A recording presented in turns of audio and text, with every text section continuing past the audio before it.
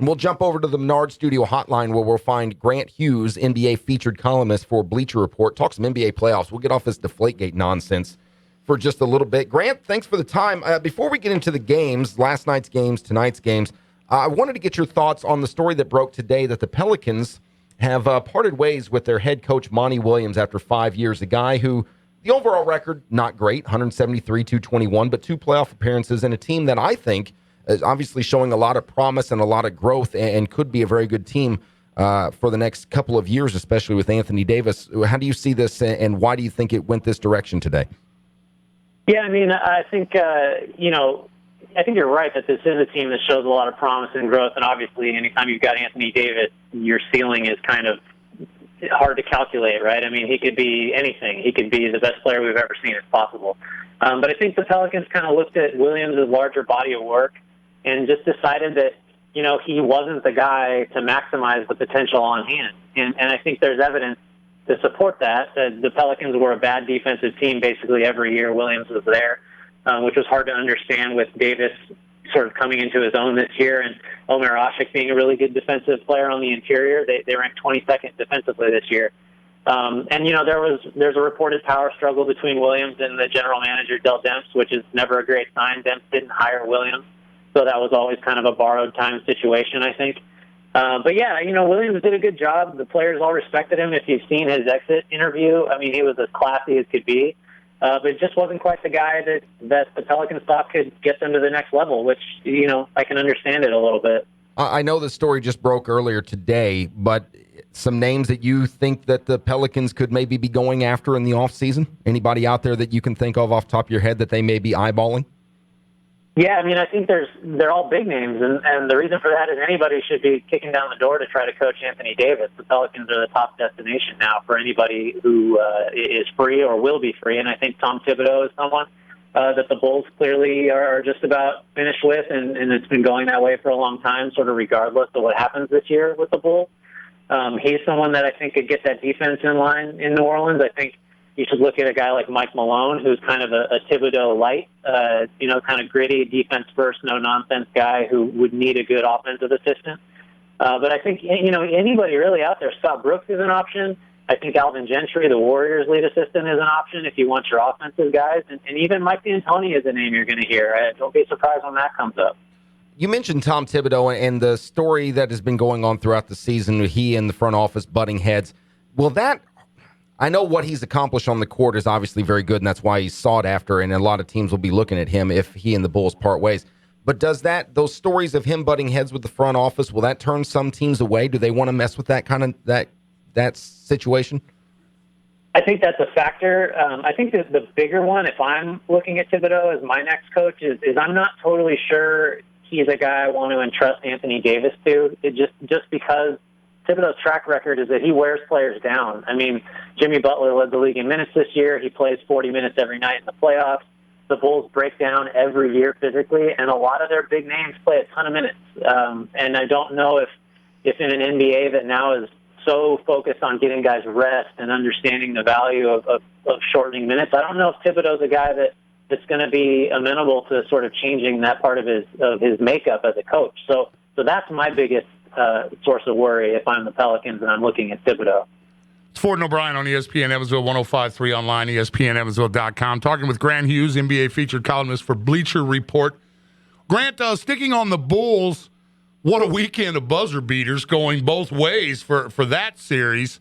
But that shot from LeBron James to finish off that game, was that a series-ending shot in just Game 4?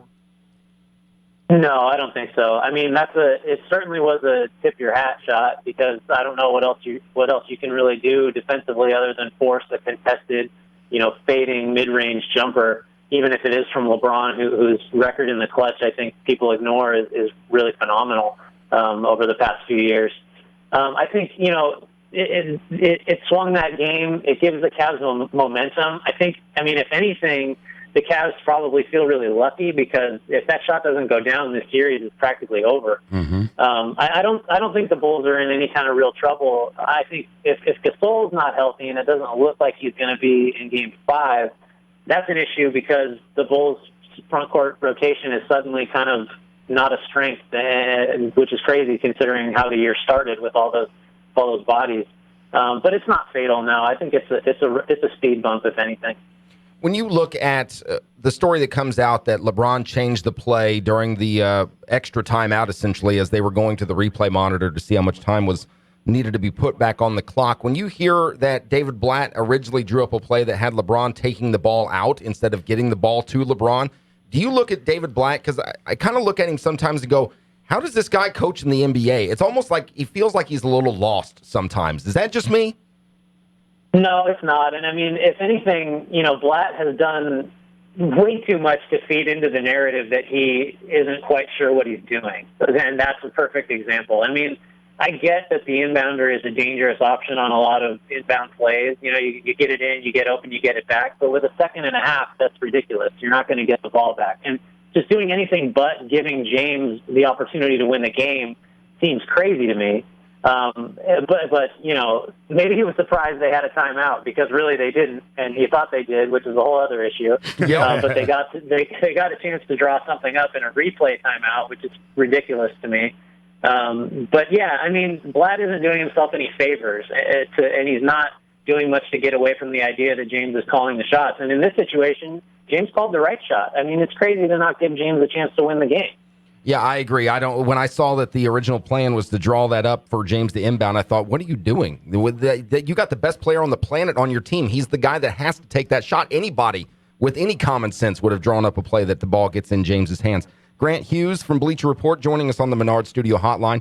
Ford and O'Brien, ESPN Evansville 105.3 and online, ESPNEvansville.com. The Warriors looked like the Warriors last night after a couple of games where you thought, what is happening here? Memphis clamps down defensively. Have we seen a turning point for the Warriors? Do you think that they're going to end up coming out of this series and heading to the Western Conference Finals?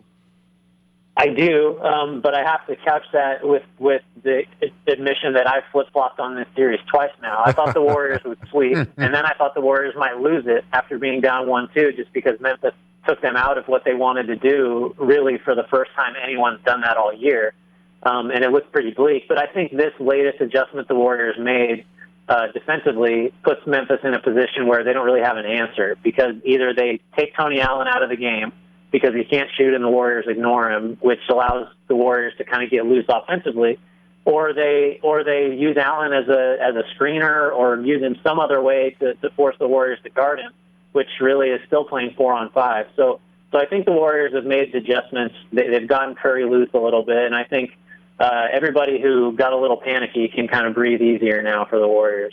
If they make it out of this series, I think they're going to end up, and we'll find out for sure tonight, I think the Clippers will end up beating the Rockets tonight because I don't know if the Rockets realize that they're in the playoffs and that their season's almost done with the way they played the last two nights. Can the Warriors, could they get past the Clippers? Because the Clippers are playing ball like nobody's taking them seriously, and it feels like they're playing with a chip on their shoulder. Yeah, the Clippers clearly have the most impressive postseason resume so far, which was true the moment they survived the Spurs. And they've crushed the Rockets. And I agree with you. The Rockets are finished. They haven't shown any interest in really competing the last couple of games. I think the Warriors, the thing about the Clippers is the longer these playoffs go on, the more their thin bench becomes an issue. And the more worn down guys get. And Paul's got the hamstring. He's looked better. But the longer they keep playing, the harder it gets to imagine Griffin and Paul and Jordan logging crazy minutes every night. And the Warriors are going to capitalize on that. The Rockets are letting them off the hook by fouling so much it's slowing the game down. The Warriors aren't going to do that. And the Warriors have matched up well with them. They don't like each other. It's going to be a great series, but I do think the Warriors should be favored, certainly with home court advantage over the Clippers when they meet. Well, the Hawks and Wizards, anybody taking the Hawks seriously yet? Nobody's really, even after the season they had, it's kind of like the East, it was all about the winner of the Chicago-Cleveland series is going to be your Eastern Conference champ. I mean, Atlanta, nobody's really even putting the run. Are they getting any more respect? It's funny. I think, quietly the Hawks weren't nearly as good as their record this year. They won 60 games, but their margin of victory was kind of more down somewhere in the 50s. It was indicative of a record that wasn't quite so good. But if anything, the Hawks right now, they're getting a little healthier. I think Millsap has looked better and Horford has looked better. And really, now with Chicago banged up and Cleveland missing Kevin Love and Irving looking banged up, maybe it's just the Hawks are going to be the healthy team now, and that's what's going to determine the winner of the East. I don't think if everybody's healthy, the Hawks are the best team in the East. I think Cleveland and Chicago probably are better.